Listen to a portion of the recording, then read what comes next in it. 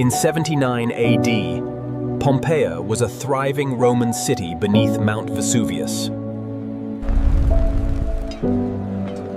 To the people of Pompeii, life seemed normal.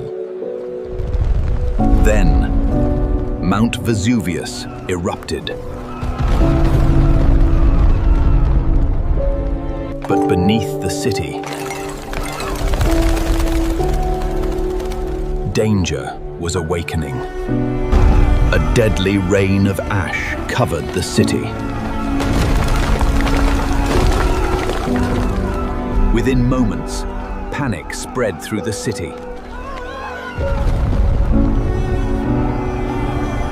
The eruption turned day into night.